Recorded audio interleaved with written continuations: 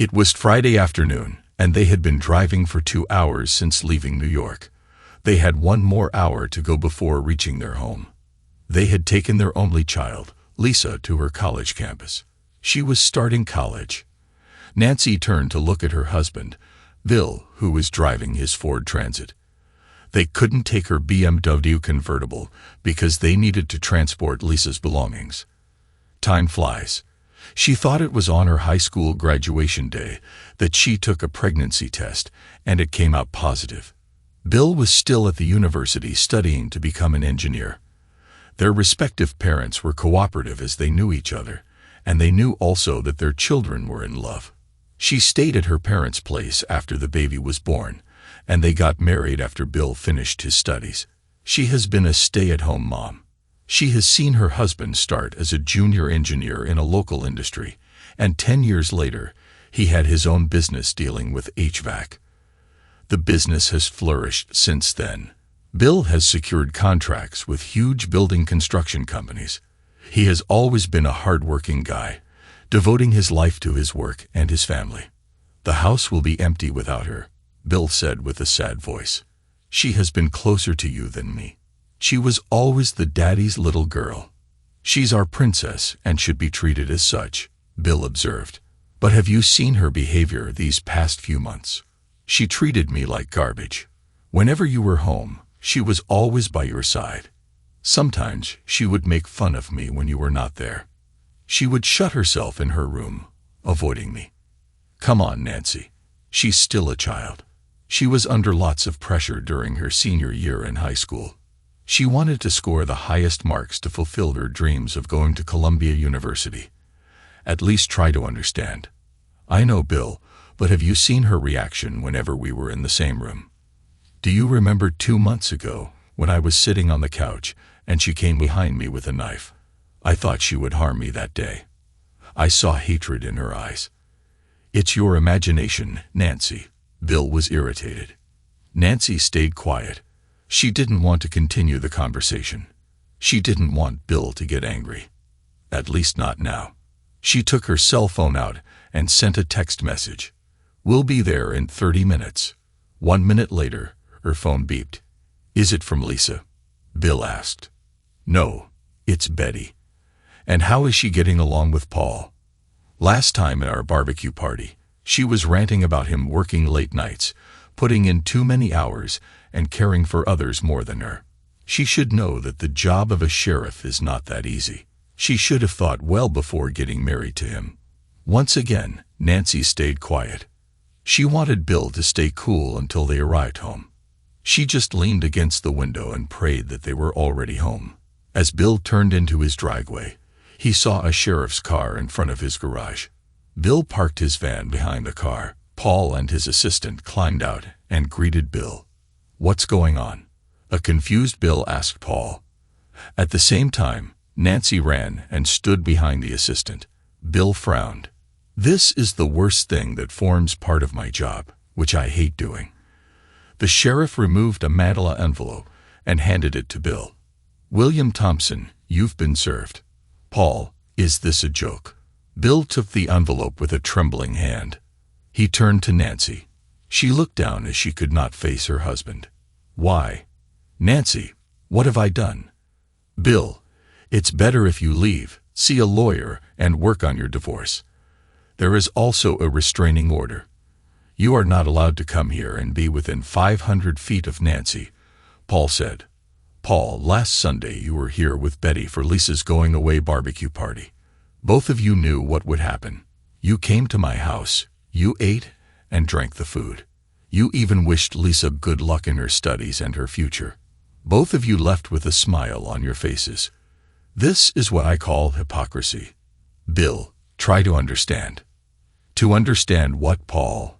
"That you are an asshole," Bill yelled. "And you, bitch." He turned to Nancy with angry eyes. "If you didn't love or want me anymore, you should have told me.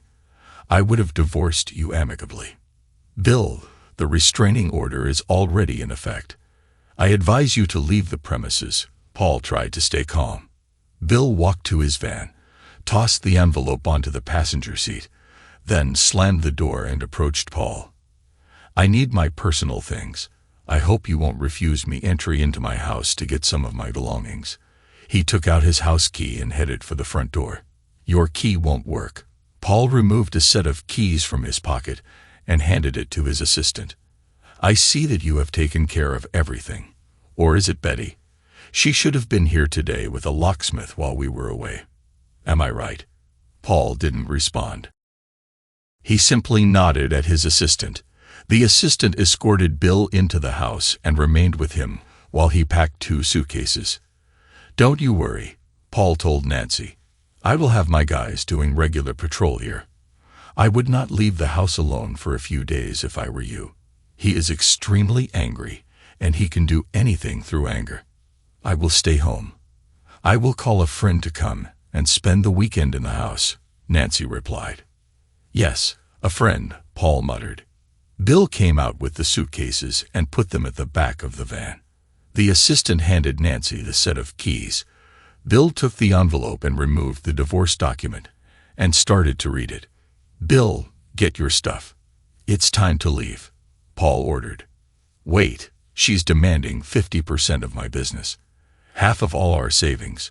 She wants the house and her car, plus monthly support payments. She's taking everything I have. Bill, if you don't leave, I will have to arrest you." Paul tried to get a pair of handcuffs from his belt. "No need, Paul. I'll sign the papers right now and disappear." Bill took a pen and signed everywhere, indicated by small arrow stickers. "Can you please attest the document and give me my copy?" Nancy, Hall, and his assistant stood there in shock. They never believed Bill would accept the conditions. Nancy smiled and thought how lucky she was. She got everything she wanted and was free of a husband and a daughter.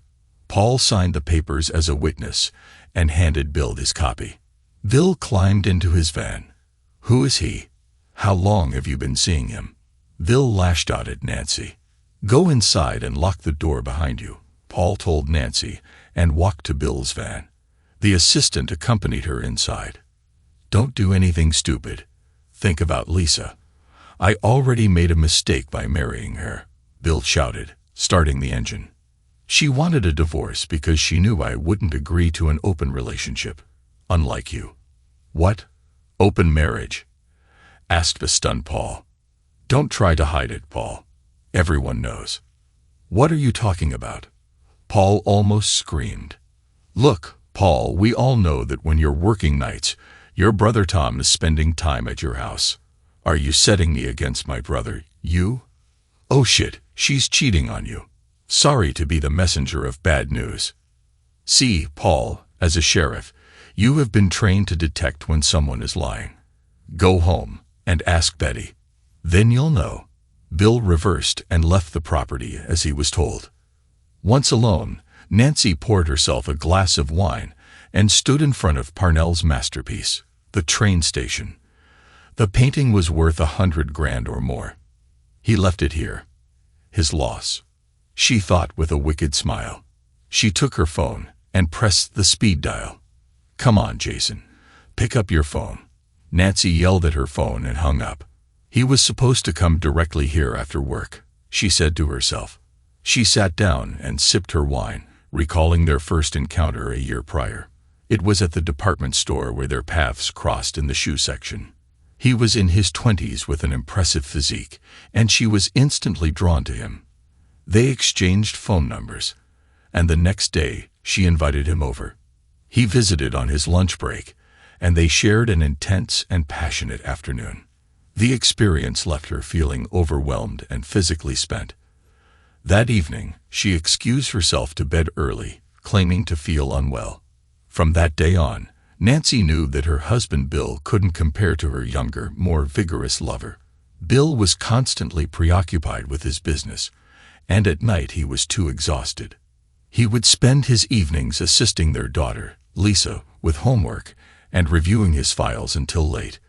By the time he got into bed, he would fall asleep instantly.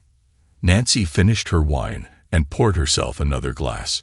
She hit speed dial again and got an automatic voice message. "The number you are calling is temporarily unavailable. Please try again later." Frustrated, she threw the phone on the couch, grabbed the remote, and switched on the TV.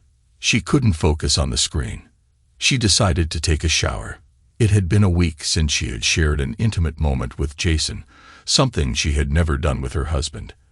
And Jason had been possessive, claiming her in a way that was exclusive to him. The day before, she was at his apartment where they had been passionately involved. She had a spare key and could visit her lover anytime. Sometimes she went there when he was at work and would clean the apartment. She bought him clothes, shoes, perfumes, and even gave him an expensive watch for his birthday. She occasionally gave him some money and let him drive her BMW. Oh God, I need him close to me now. I'm yearning with intensity. I need his affection, Nancy said to herself as she tried to remember the last time she'd been intimate with Bill. She could not recall. Was it 3 months or 6 or maybe more? It didn't matter. She had her passionate companion, a real man to fulfill her desires. Now they would be together, free from others' prying eyes. She was liberated, and he would join her life.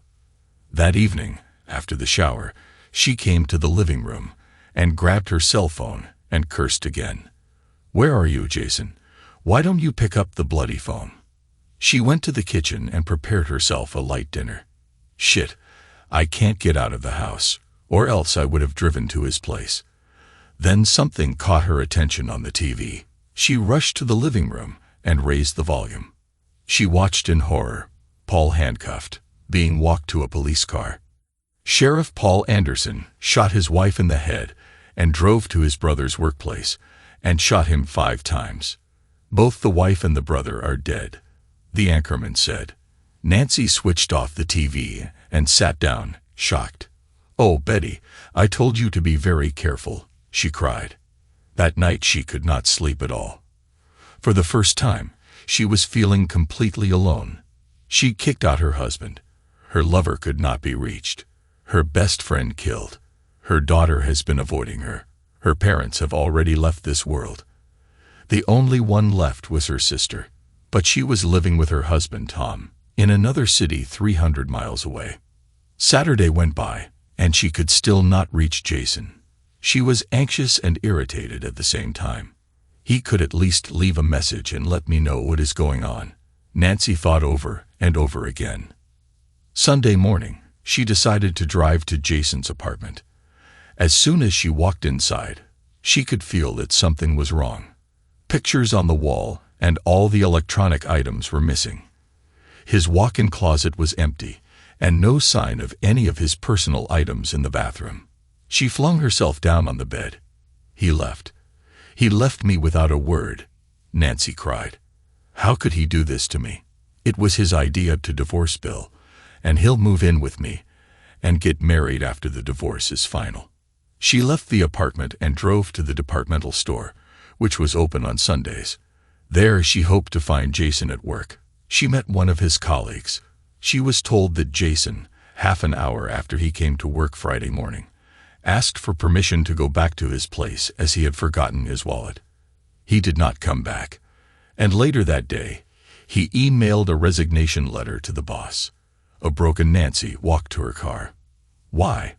Why did he do this to me? She wept. On her way home, she stopped by a gas station where, with total astonishment, she found out that both her credit and debit cards declined. She cursed when she had to pay with all the cash she had in her purse. At home, she drowned her sorrows in alcohol. Monday morning, she entered the bank and met the manager. She was taken aback when she learned that there was less than $5 in her joint account.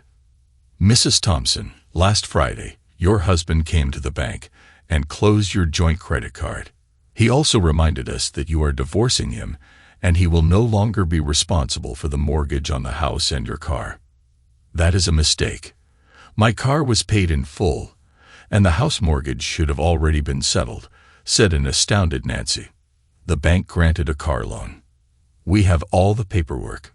Mrs. Thompson, and your husband took a second mortgage on the house for your daughter's university fees and expenses. But how come there's no money in my account?" Nancy asked. Last week, your account was debited to settle your monthly mortgage installment. For the last 3 months, there have been no deposits. Whatever money there was has been depleted. How about my husband's business? There are supposed to be monthly transfers from the company's account. Unfortunately, Mrs. Thompson, I can't disclose Mr. Thompson's account or his business with you. But what I can say is that if the coming mortgage payments are not done, your house and your car will be repossessed. But I don't work. I think you better discuss these matters with your lawyer. Afterward, she checked the safe deposit box she shared with her husband. Only her jewelries were there. She took all of them and placed them in her handbag as soon as she walked out of the bank. She called Bill on his cell phone. She got an out-of-service electronic voice message. Perplexed, she called Bill at work. The phone on the other end kept on ringing. She cursed. Then she speed-dialed Lisa's number. "What do you want?" Lisa shouted angrily over the phone. "Is this the way you talk to your mother?" "Liza," responded an astounded Nancy. "How should I address you with such disrespect?" I just want to talk to your father," Nancy stammered. "I can't reach him on the phone. Do you know where he is or how I can reach him?" "I know, but I won't tell you. The way you left him so coldly shows your true character. I want nothing to do with you. I no longer see myself as your daughter. Don't call me again. In fact, I'll change my number." The phone went dead. A shocked Nancy sat down in her car, holding the steering wheel. She looked in the distance, and her mind was elsewhere. She tried to figure out where she went wrong with her plan, and why Jason left without a word. She made a call to her lawyer and succeeded in getting an appointment the same day for late afternoon. "Mrs. Thompson, after your phone call this morning, we did some searches on your husband's company," Nancy's lawyer informed her. "Last Thursday, he declared bankruptcy before being served by you. The company will likely be liquidated." "But last time you said that I could get millions," Nancy almost yelled. "Please calm down, Mrs. Thompson. 2 weeks ago, there was no sign of any financial difficulties. Everything was in your favor. Now the company's bank account is frozen. How about the car and the house? Mortgage. Last week, he used your house as collateral for a loan again before being served for the car. When you signed the ownership document, you also signed for a loan under your name. All these can't be true," Nancy wept. "Mrs. Thompson, I have a personal question. Do you think your husband knew about being served?" "No," Nancy replied, looking very thoughtful. "He never saw it coming." She took a deep breath. "So from what I understand, I won't get a cent from my husband's company.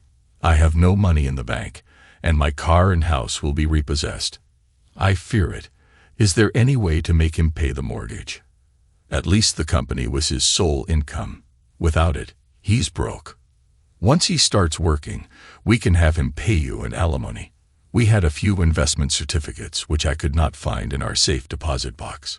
We can inquire when he has cashed the certificates and also make a thorough investigation on his company.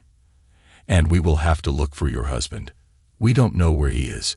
His legal advisor is handling everything. Please go ahead. One thing, Mrs. Thompson, all these will incur additional fees. How will you settle the bill?" Nancy had never thought about all the expenses. Then suddenly she smiled. "I have a painting which is worth some money." "Good. Get the money and write us a check so that we can get started on the job." "No problem. I'll give you a call soon." "One last thing, Mrs. Thompson. Worst case scenario, you should prepare yourself to vacate your house.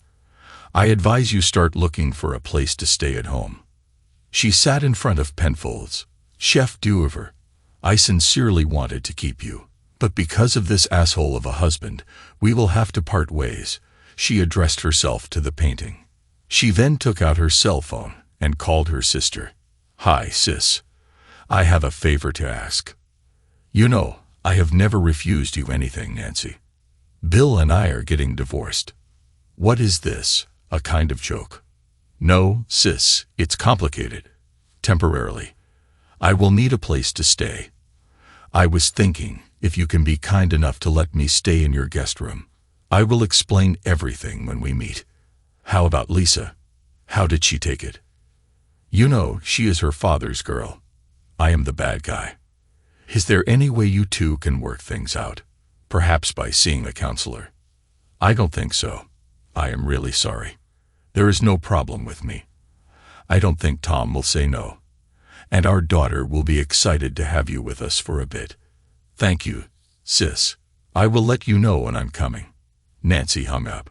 Tuesday, Nancy visited a goldsmith to have her jewelry appraised. To her surprise, she learned that all her pieces were merely gold-plated copper and of little value.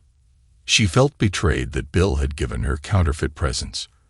Afterwards, she hurried to a fine art gallery to meet with an appraiser. I would like to know how much my painting, The Train Station, is worth, asked Nancy. The man took the painting and observed every square inch diligently. The Train Station is panel his best work. He succeeded to put all emotions in one piece of work. There are arrivals, departures, happiness, and sadness glued together. He placed the painting carefully on an easel and directed a spotlight on it. He took a magnifying glass and started to inspect. After a couple of minutes, he started to laugh. Something wrong is to perplex Nancy. Wait, I'll show you something. The man brought his laptop, placed it on a table next to the easel, and opened a website. He hit some keys and a picture of the train station appeared on the screen. He enlarged the bottom left-hand corner. You see here there are a man and a little girl standing on the platform, watching a woman walking to the train with her back to them. The man looks very sad, and the girl is crying. I can see that. So what? Nancy was a bit lost. Now look at the same scene on your painting. The man handed Nancy the magnifying glass. Nancy took a quick look at the bottom left corner and almost fainted on yours. Both the man and the little girl are laughing and pointing at the woman as if making fun of her. It's a fake, Nancy stammered. Yes, I'm sorry, but a good one. Oh my God. Nancy pulled out a chair and sat down hopelessly. I can offer you $200. I just want to hang it for my friends and clients to get a good laugh. Nancy closed the deal and walked out like a broken woman. Her phone rang, and she recognized her sister's number. Hi, sis, Nancy said, trying to hide her misery. Don't call me sis, you bitch, an angry voice shouted at her. What? Why? Tom received an email from an unknown sender, which was also distributed to our relatives and mutual friends. It contained a link to an inappropriate website. The site hosts numerous explicit videos featuring you with a man, with timestamps ranging from a year ago to just last week. Nancy, how could this happen? You were with that man in your own marriage bed. And some of those moments took place in a cheap apartment room, the voice yelled. I need to explain. No need to explain. You are disgusting. Tom doesn't want you near his family. He said you will contaminate me and my daughter. Our doors are closed to you. Go to your lover or... The phone went dead. Oh my God. They know. They've known from the start. Nancy's face was filled with horror. What do I do now? She grew frantic. The whole town is aware. I should get out of here. Flee. Go far away. 5 years later, Bill sat on the first row in the church. He was thinking about the phone call he received that morning.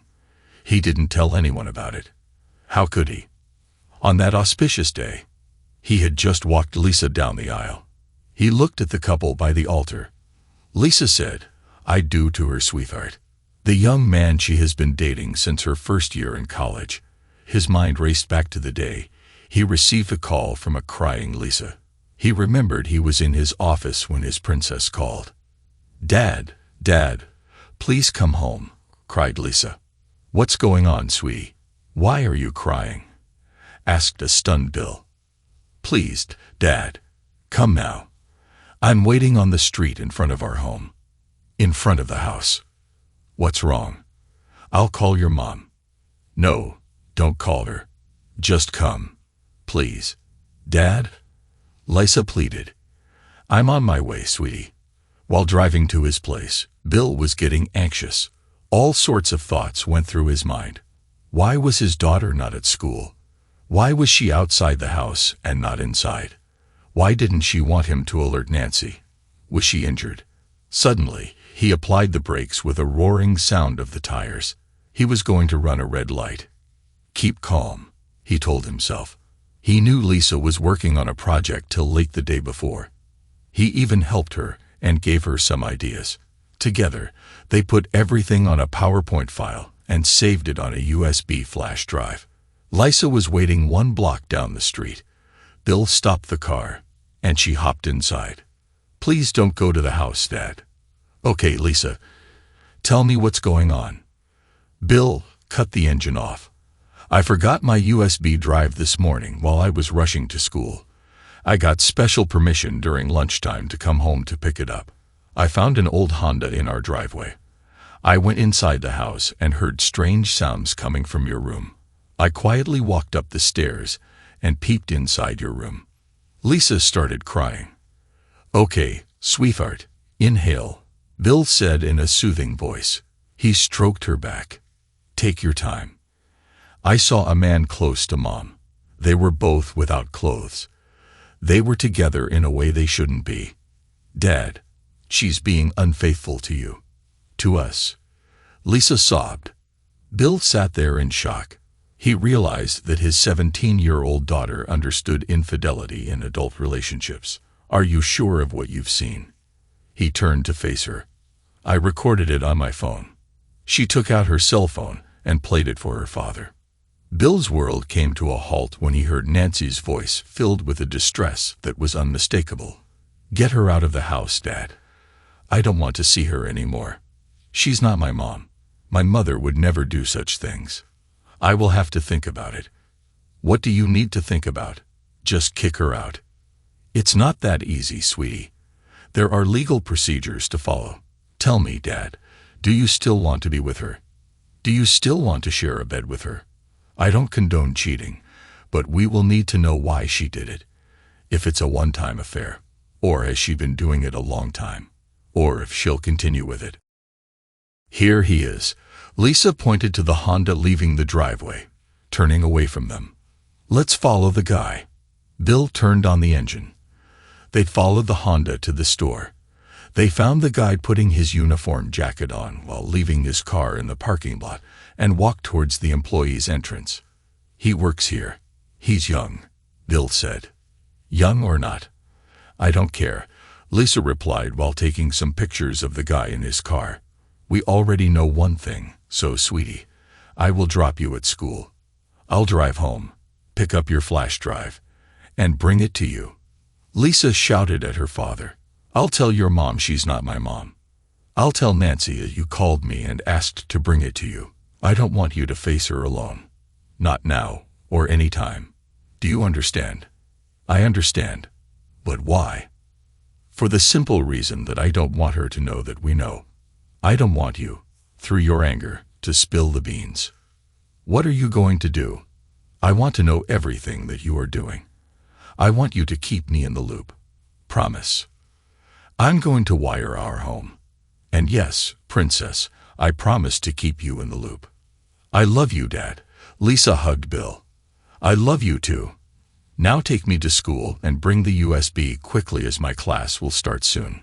Bill parked in his driveway and walked into the house. Honey, I'm home.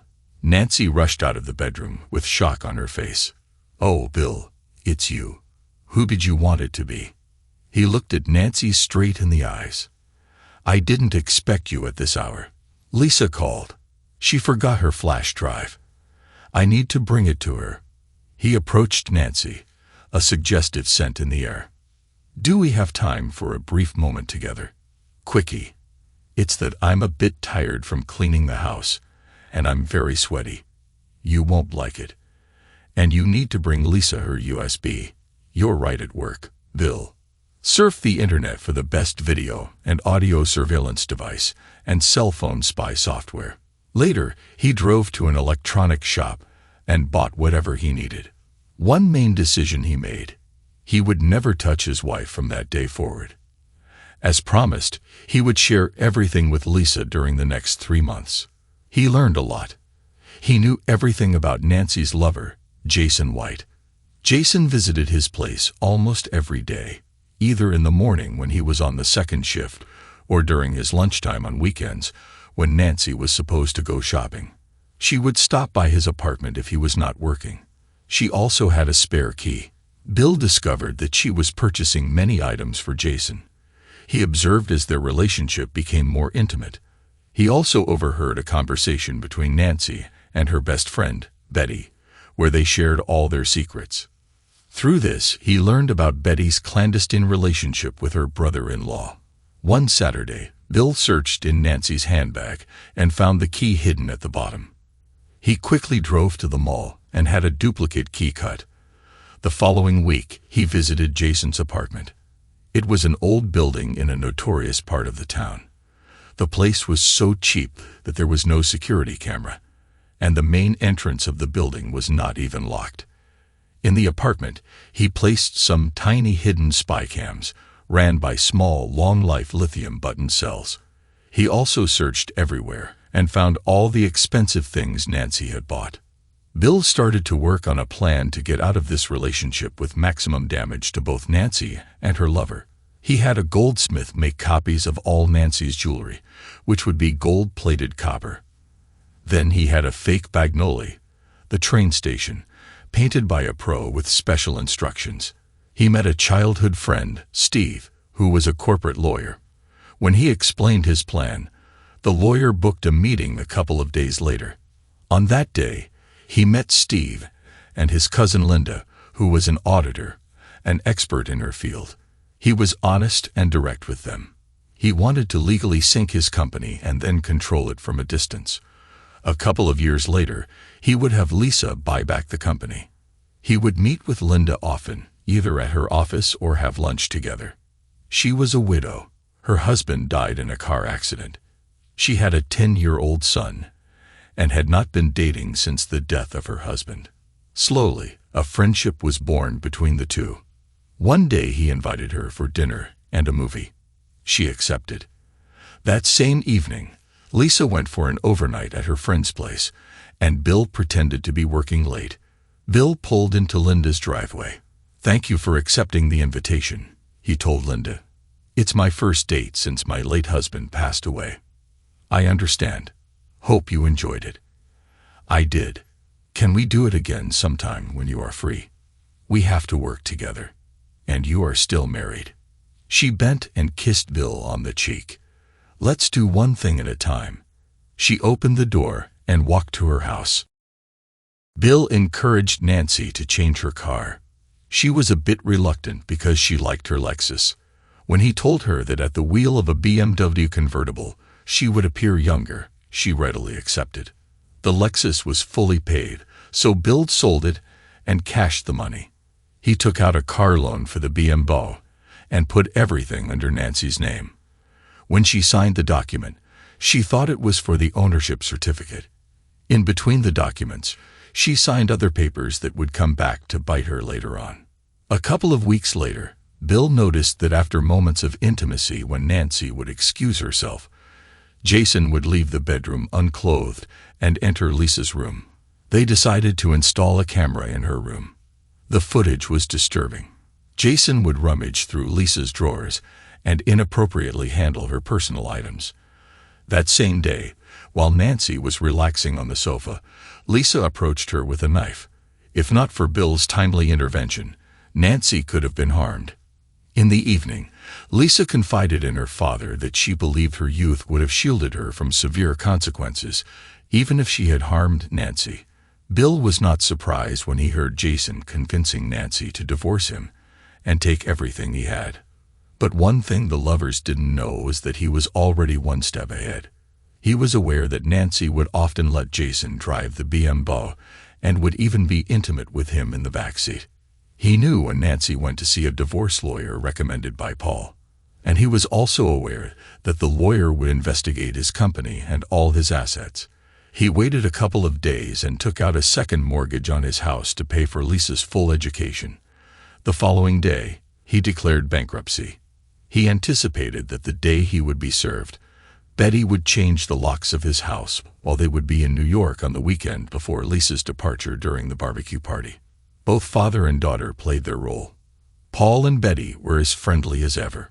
On that Friday morning, while Nancy was in the bathroom, Bill took her cell phone and sent a text message to Jason. At 8, I will drive to your apartment, and I want you to take me passionately before I join them for the last time. I desire the intimacy only you can give lover. Arrange to leave work early and rush home to claim what's yours. I'll say I need to shop for a few items. No calls or texts.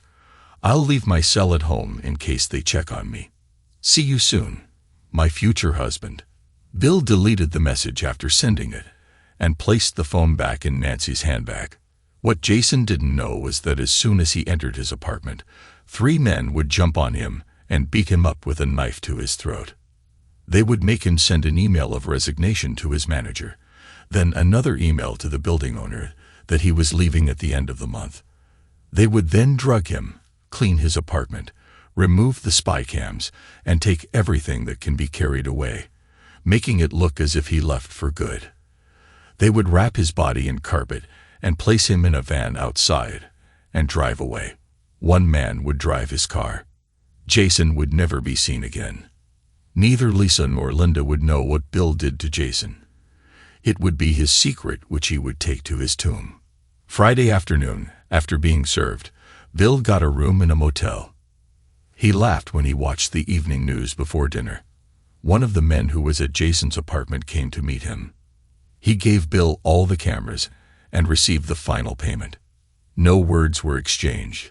He didn't even tell Bill where Jason's body was buried.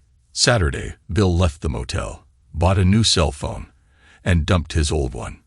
He called Lisa and gave her his new number. He drove to Linda's house. There he spent his time mounting and editing the video recordings. He blurred Jason's face as he didn't want the police to make a link between the 2 lovers. If ever Jason was declared missing, he stayed in the guest room and at the same time befriended Linda's son. Bill and Linda started the final phase of their scheme, where an old couple from Seattle would buy the company. The couple was, in fact, Linda's uncle and aunt. No employee would be fired. Monday, he received a call from Lisa, informing him that Nancy was looking for him. They both laughed. Later, he uploaded all the videos on an adult website from a fake email address. He sent the link to all the people they knew, including Nancy's brother-in-law. He continued to stay at Linda's for the next 3 months until his divorce case was heard. They continued to date, but without any physical intimacy. Linda made it clear that Bill would touch her only when he would be single and not before. Bill agreed as he wanted to keep his vows until the end of his marriage. One advantage of staying at Linda's was that if there would be any investigation, Bill would say that he was penniless and could not afford to pay rent, and that his friend Linda was kind enough to allow him to occupy her guest room until he was back on his feet again. The day of the hearing, Nancy was absent in court since the house and Nancy's car had already been repossessed, and Bill was broke and unemployed. The judge granted the divorce without alimony and splitting of assets. Later in the hallway, they bumped into each other. "You are a very clever man, Mr. Thompson," the lawyer said. "Am I?" Bill frowned and walked away, back to the present. "Dad, Earth calling." "Yes, sweetie. What were you saying?" "It's the bride, Father. Dance. Everyone's eyes are on us, and you are not moving at all." "Sorry, Princess. My mind was elsewhere." Bill took his daughter's hand, turned her around, and they both started to move to the rhythm of the music. "Now I need to dance with your mom," Bill told Lisa when the song ended. "And I promised my little brother that he would be the 3rd on the list." Lisa smiled. Bill walked to Linda and invited her onto the floor. Later, Bill went to the bar and ordered a whiskey. He sat down, and his mind raced to that phone call he received at home in his bedroom. "Good morning, Mr. Thompson. I am Dr. Henry D'Souza from Dallas, Texas. It concerns your wife." "What is wrong with my wife?" Bill asked, confused. "She is in the next room right now." "I mean Nancy Thompson." Bill hadn't heard that name in 5 years. He flung himself onto the bed. "I'm listening, doctor."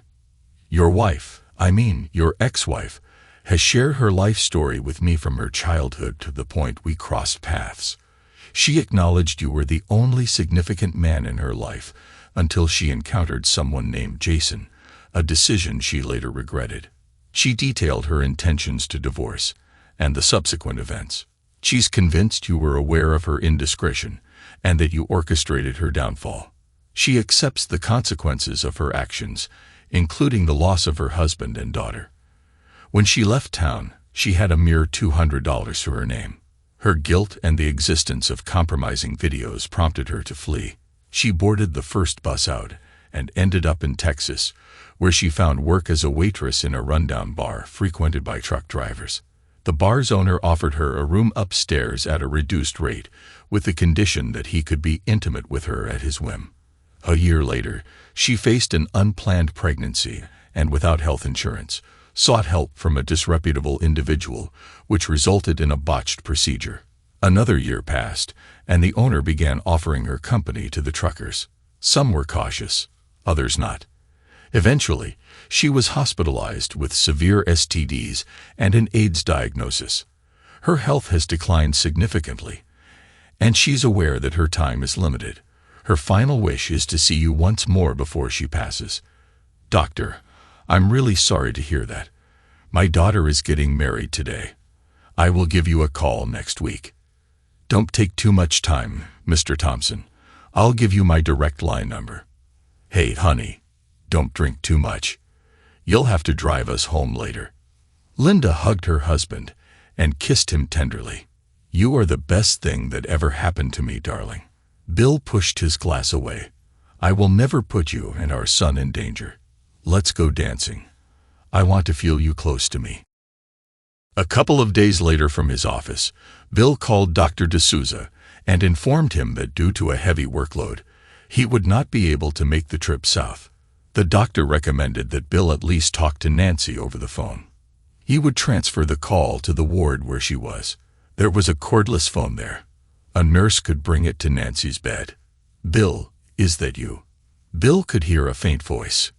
"Yes, Nancy, it's me." "Oh, Bill." Nancy started to cry. "I'm sorry, Bill. Really sorry for what I did to you and our family. Now I'm paying for it.